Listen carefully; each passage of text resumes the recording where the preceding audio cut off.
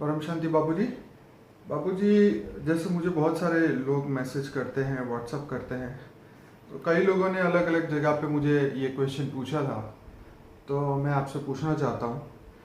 जैसे दुनिया की हालत इतनी ख़राब क्यों है और हर मनुष्य दुखी है, पैसे वाला हो या गरीब हो? देखो, इसके लिए बहुत बड़ा गूढ़ राज है। हाँ हाँ। क्योंकि ये धरती पर जब सतयुग था जी तब सतो प्रधान आत्माओं का राज था, पृथु राजा था। जी। धरती पर पूरा पृथ्वी पर एक ही राजा होता था। ठीक है। और उसी टाइम जो मनुष्य होते थे जी वो मनुष्य की आत्मा सतो प्रधान होती थी, जी उसमें तमो प्रधान नहीं होती थी। जी और आत्मा सतो प्रधान होकर धरती पर भी कल्प वृक्ष होते थे। जी वो कल्प वृक्ष के नीचे बैठकर जी। वो संकल्प करता था तो उसको जैसे मन में अमृत पिया ऐसा भासना आ जाती थी। हाँ हाँ। उसको कोई मेहनत नहीं करनी सकती थी। जी और उसकी टाइम एक ही धर्म था, एक ही मतलब भगवान था। जी। उसी टाइम वो शिव निराकार को याद करते थे। कौन ठीक है। से? शिव निराकार। शिव निराकार, गॉड इज लाइट। जी। God is Light। लाइट। इसलिए एक धर्म एक संप्रदाय था। जी तो जहाँ एक धर्म एक संप्रदाय पूरी धरती पर एक का राजा का राज हो तो लड़ाई झगड़े नहीं होंगे ना। जी हाँ, आज अनेक धर्म है, अनेक संप्रदाय हैं, जी अनेक भगवान है, इसके कारण लड़ाई झगड़ा है ना। जी। हाँ, तो उसी टाइम एक सतयुग के अंदर आत्मा भी सतो प्रधान थी। जी तो सतयुग का जो आयुष था 17,28,000 साल, जी वो पूरा एक धर्म पृथु राजा 40,000 साल तक राजा करते थे। उसी टाइम मनुष्य आत्माओं का आयुष 50,000 साल तक था। हाँ, क्योंकि तमो प्रधान नहीं थे ना, शरीर भी तो 5 तत्व भी तमो प्रधान नहीं थे। जी जी। उसी टाइम जंगलों में जितनी बारिश चाहिए इतनी धरती पर वायु देवता कोई साइक्लोन नहीं लाता था। वहाँ देवताओं का राज था ना। जी। वहाँ देवताओं का राज था उसी टाइम पर। बाबूजी, एक सेकंड बीच में इंटरप्ट करूंगा। आपकी इसी बात से रिलेटेड मुझे एक बात दिमाग में आई। मैंने कहीं यूट्यूब में ऐसा सुना था कि जीसस क्राइस्ट के जो थे वो उनकी एज कुछ 950 साल थी और 550 साल में कुछ पहला बच्चा हुआ था, ऐसा मैंने कहीं सुना था। अब ये सच है कि नहीं वो तो जो हिस्ट्री होगी उनको पता, बट आप कैरी ऑन, स्टार्ट रखिए, आप बताइए आगे। नहीं, मगर सतयुग के अंदर मनुष्य की आयु 50,000 साल थी। हाँ। ऐसे कोई वो तो कभी शरीर 5 तत्व जो थे जी, वो 5 तत्वों पर देवताओं का कंट्रोल था। जैसे वायु देवता है तो वायु देवता कंट्रोल था। जी जी। इसलिए वहां कोई साइक्लोन नहीं आता था। जी। वहां दुखदायी तत्व नहीं थे। जी तो 5 तत्व सतो प्रधान थे, इसलिए आत्मा भी सतो प्रधान थी, इसलिए वायुमंडल भी सतो प्रधान था। जी। और सबसे बड़ा था एक ही भगवान था। शिव हाँ। निराकार को याद करते, कोई मूर्ति पूजा उसी टाइम नहीं थी। निराकार को याद करते, उसको ज्ञान था जी। कि शिव निराकार परमधाम में रहता है। जी। और निराकार को ही याद करते, सिंबॉलिक भी नहीं, सीधा निराकार को याद करते थे। जी कोई यहाँ मंदिर मस्जिद ऐसा कोई नहीं, मंदिर था ही नहीं कोई, जी। सीधा निराकार को याद करते थे। जी और बाद में धीरे धीरे त्रेता युग आया। जी। तो त्रेता युग के अंदर 17,28,000 साल के बाद जब त्रेता युग आया तो थोड़ी जी। जो वायुमंडल में जो आत्मा की स्टेज थी थोड़ी डाउन हुई, जी। थोड़ी सी गिरी। जी। जैसे 16 कला कहते थे उसमें से थोड़ी 2-4 कला कम हो गई, 12 कला हो गई। जी जी। तो 12 कला आत्मा की स्टेज थोड़ी डाउन होती है। जी तो फिर धीरे धीरे धीरे जो कल्प वृक्ष थे वो धीरे धीरे गायब हो गए। जी। और धीरे धीरे जो ये मनुष्य जो था ना, जो जंगलों में फल फ्रूट होता था वो खाते थे। जी। उसी टाइम ये खेती जैसा अनाज बनाज कुछ भी नहीं था। हाँ, ये तो फिर भी मनुष्यों को फिर भी उसी टाइम पर भी त्रेता के अंत तक एक शिव निराकार को याद करते थे। जी। मगर धीरे धीरे धरती पर राजाओं के लड़ाई झगड़े थोड़े हल्के से शुरू हो गए जी। त्रेता में। जी। और कई लोगों को राज आया। बाबूजी, बीच में ऐसा ही एक क्वेश्चन बीच में बोलूंगा। जैसे रामावतार और त्रेता के बाद पूरे द्वापर युग में 2 ही पंथ थे, वैष्णव और शिव पंथी। तो अब इतने धर्म, साधु संत, देवता, भगवान क्यों? हाँ, तो यही बात बताऊंगा। त्रेता तक एक शिव निराकार को ही पूछते थे, त्रेता के अंत तक। ठीक है। तो त्रेता जो है जी। और जैसे कलयुग 4 करोड़ 32 साल का है जी। तो इससे 3 गुना जी। मतलब 12,96,000 करोड़ का त्रेता है। जी। तो त्रेता के अंत में जब रामराज आया, जी। उन्होंने चाहा रामराज की लाने के लिए कोशिश की, जी। मगर रामराज नहीं ला पाए। जी। तो वहां भी अनेक असुरों का राज था, फिर अनेक राज हो गया, मगर सब शिव को याद करते थे, शिव शंकर को याद करते थे। जी। उसी टाइम विष्णु की पूजा बहुत कम लोग करते नहीं थे, मेरे ख्याल से ज्यादातर जी। विष्णु की पूजा। मगर द्वापर के त्रेता के अंत में जी।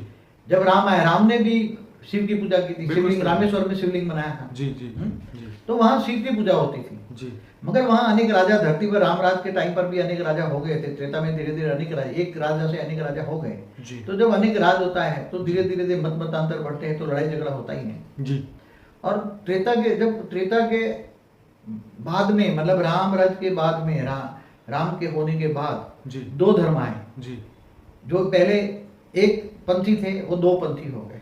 जी तो पहले जो वो बताते हैं ना, ये द्वितीय और अद्वितीय क्या ऐसा कोई एक संप्रदाय है, कुछ है, एक द्वैत और द्वैत और अद्वैत। जी पहले अद्वैत था, अब माना नहीं, द्वैत माना दो नहीं, एक अद्वैत था, एक का ही पूजा करते थे। ओके। और बाद में द्वैतवाद आ गया, दो की पूजा होने लगी, जी। वैष्णवपंथी और शिवपंथी। जी तो जो पूरा द्वापर युग जो है, जी। वैष्णवपंथी और शिवपंथियों के बीच में घमासान युद्ध होने लगा। ओह, बहुत ही घमासान युद्ध होता था। ओके। तो वैष्णवपंथी शिवपंथी के इतने लड़ाई झगड़े के कारण जी विष्णु और शिव को भी, बड़े बड़े धर्माचार्य को साक्षात्कार से आदेश दिया कि तुम ये बताओ कि शिव और विष्णु में तनिक भी अंतर नहीं है। ऐसे ओके। शास्त्रों में लिखा है। हाँ ऐसा लोगों को बताया, तो भी लोगों में जो धर्म संप्रदाय पड़े थे जी तो वो मानने को तैयार नहीं थे। जी। तो पूरा द्वापर की लड़ाई, जी पूरे द्वापर माना कितना,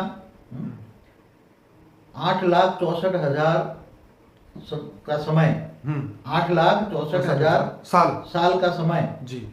शिवपंथी और वैष्णवपंथियों में घमासान युद्ध हुआ है, बहुत ही युद्ध हुआ धरती पर। अच्छा बाबूजी, इसके बीच में फिर से एक क्वेश्चन मेरे दिमाग में आया। किसी बहुत इंटेलिजेंट इंसान ने पूछा था कि क्या ये ये द्वापर और ये त्रेता जब जा रहा था तो इसके साथ साथ दुनिया के दूसरे पार्ट में, जैसे ये सब तो इंडिया के मतलब भारत देश के आसपास हुआ, ठीक है, तो ये दुनिया के जो पिछला पार्ट था, जैसे अमेरिका है, साउथ अमेरिका है, तो उस जगह पे कहीं और जगह पे जैसे अफ्रीकन सिविलाइजेशंस है, तो ये सब थी उस समय, जैसे अनुनाकी कनेक्शन है, तो ऐसे लोग भी थे। जैसे पृथु राजा का इधर 40,000 साल वो राज किया, तो वो लोग कह रहे हैं कि अनुनाकी लोग भी 50,000 साल तक थे, जीते थे। क्या ये साइमल्टेनियसली हुए, साथ साथ हुए थे? इसके बारे में तो कभी रामायण महाभारत के अंदर कोई उल्लेख नहीं है। देखो, रामायण महाभारत की कहानी केवल राम के इर्द गिर्द ही घूमती रही, समझ में? ठीक है, ठीक है। हाँ, राम की कहानी राम के आसपास ही घूमती रही, इससे आगे कहीं कहानी गई नहीं। ठीक है। इसलिए राम जहाँ अयोध्या में हुआ तो भारत की कहानी आई ना। जी बिल्कुल। मगर वहां उसी टाइम पर भी सारी धरती पर, जी, चाहे अमेरिका हो चाहे हो जी, क्यों,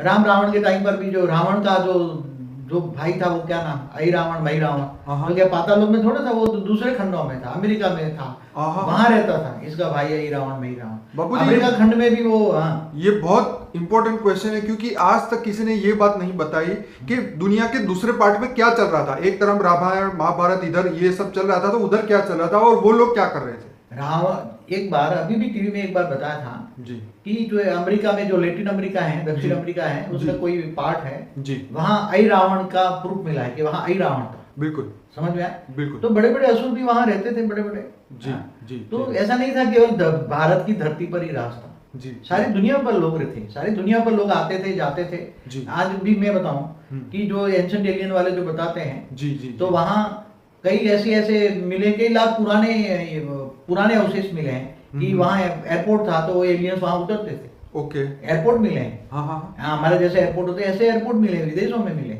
सही बात है। कई पिरामिड लाखों साल पुराने हैं, बिल्कुल। कई पिरामिड लाखों साल, जो दुनिया के सारी दुनिया में 10,000 पिरामिड है, ओहो, तो वो लाखों साल पुराने हैं, हजारों साल नहीं, लाखों साल पुराने हैं। ओहो। ऐसी बहुत बड़ी बातें हैं। जी तो ये माया कैलेंडर कोई इतना नहीं है, मगर वो समझ नहीं पाते, आज दुनिया समझ नहीं पाती। जी, जब धरती पर होता है तो सत्युग के अंदर पूरी धरती पर होता है, क्योंकि लोगों की बुद्धि 5,000 साल में ब्लॉक हो गई, तो इसके लिए ये जो पार्ट है वो ध्यान में ही नहीं आया लोगों जब आत्मा तमोप्रधान बन जाती है जी, तो केवल बहुत थोड़े समय का सोचने का आत्मा में पावर होता है। हाँ, आगे की सोचने का पावर नहीं होता। ये तो बात सही है। आत्मा जब बहुत तमोप्रधान हो जाती है, बहुत गिर जाती है, जी, तो आत्मा में शक्ति नहीं रहती, जी, पत्थर बुद्धि बन जाते हैं, जी जानवर जैसे बन जाते हैं, सर्प मिसल बन जाते हैं, कोड़ी मिसल बन जाते हैं। जी जी, तो आत्मा में आगे सत्युग त्रेता के बारे में कोई बताओगे कि त्रेता के अंत तक वो तुम्हें खेती करने की जरूरत ही नहीं थी। राजा जनक ने पहली बार ही हल जोता था धरती पर, ओहो, तब तो सीता निकली थी ना हल से। वाह, हाँ, जी, राजा जनक ने धरती पर पहली बार हल जोता था। कल कोई वो पहले फल फ्रूट खाते थे, उसको ये खाने पीने की जरूरत नहीं ना। और समझ रहा हूँ बाबूजी, बहुत गजब की बात है ये। हाँ, तो उससे पहले तो फल फ्रूट खाते थे, पब्लिक भी बहुत कम होती थी, इतनी पब्लिक नहीं होती, सारी धरती पर मुश्किल से 100-150 करोड़ 50-60 करोड़ होते थे। हाँ, और उनके पास मन की गति, तांत्रिक शक्तियां थी, मन मानसिक शक्ति, मानसिक शक्ति भी थी और तांत्रिक शक्ति भी थी। देवी देवताओं के पास भी पावर था। ओके। वायु देवता के पास पावर था, इसलिए कहीं भी साइक्लोन नहीं आता था।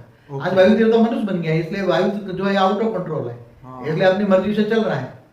ऐसे देवता, जल देवता नहीं तो अभी कैसे चला, ऑटोमेटिक चल रहा है या ऐसे ही चल रहा है? अभी तो बनी है ना, 5 तत्वों की दुनिया बनी है जी। तो पहले उसको जब बनाया, तो वायु देवता को जब बनाया, वायु बनाया जी, तो वायु कंट्रोल में होता था। अभी ऑटोमेटिक चलता है वायु।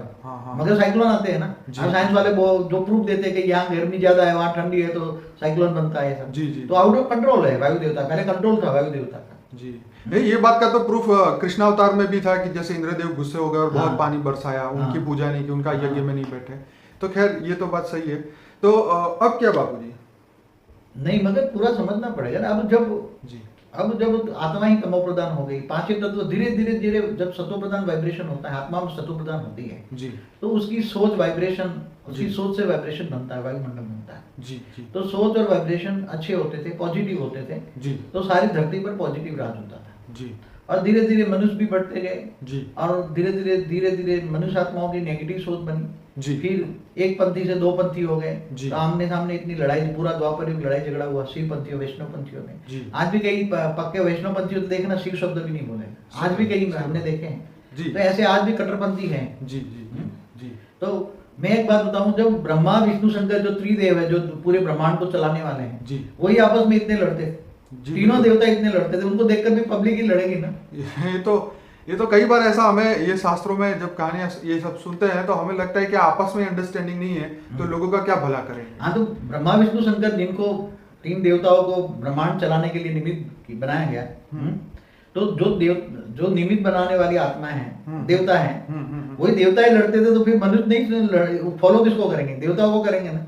इतना ईगो होता था देवताओं के अंदर, हमें लगता है कि शायद धरती के इंसानों में इतना ईगो है, बट उनको देख के हमें लगता है कि भाई वो जिनको वो लोग स्वर्ग बोलते हैं वो तो वहां भी ईगो था, तो रियलिटी में स्वर्ग था ही कहाँ? देवता आपस में बहुत लड़ते थे, देवता आपस में इतने लड़ाई करते थे जी। और इंद्रपुरी में भी इतनी लड़ाई होती थी, तब तो देवता गिर जाते थे, धीरे धीरे गिर गए ना। इंद्र खुद भी नेगेटिव था जी, तो इंद्र को जब श्राप मिलता था तो वो भी कीड़ा मकोड़ा बन जाता था, वो क्या बन जाता था, किसी को हर्ट करना उनके लिए बड़ा एकदम आसान। देवता अहंकारी थे। हाँ। इसलिए जो भगवान शंकर थे जी। जब हिमालय पे देवता जाते थे ना जी, तो वो देवता शंकर को इल्जाम लगाते थे जी कि आप है ना देवताओं के पॉजिटिव नहीं हो, देवताओं के लिए पॉजिटिव नहीं हो, आप असुरों के भगवान हो। क्या? अच्छा, शंकर को मानते थे असुरों के भगवान है, सही बात। और विष्णु को मानते थे देवताओं का भगवान है। ठीक है। इसलिए कहते थे तुम बार बार असुरों को वरदान दे देते हो और फिर असुरों के पास ताकत आ जाती है, ठीक है, इसलिए बार बार हम लोग ये हमारे स्वर्ग पर मुसीबत आया, हमला करते हैं, असुर हमारे स्वर्ग पर पहुंच जाते हैं और फिर हमें स्वर्ग से भागना पड़ता है और हमारी देवियों को अपहरण करके वो ले जाते हैं।